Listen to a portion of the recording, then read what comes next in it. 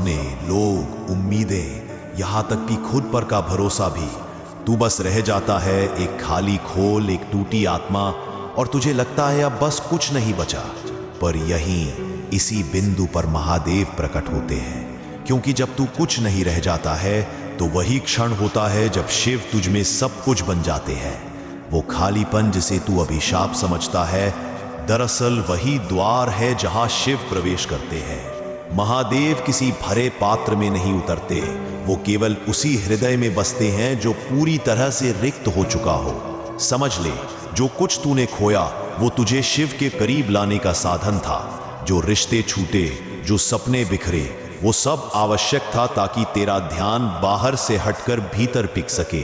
क्योंकि जब तक तू खुद से भरा है, तू शिव को महसूस नहीं कर सकता। शिव उस मौन में बसते हैं जहां मैं का अस्तित्व समाप्त हो जाता है। वो जब तुझे सब छीनते हैं तो तेरे भीतर वो जगह बनाते हैं जहां उनकी उपस्थिति टिक सके, और जब वो बस जाते हैं तो तू महसूस करता है अब दर्द भी मधुर है, अब अकेलापन भी शांत है, क्योंकि अब तू और शिव अलग नहीं रहे।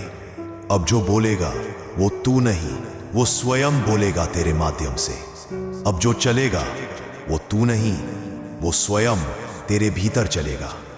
यही तो सच्ची भक्ति है, जहां भक्त मिट जाता है और भगवान जन्म लेता है।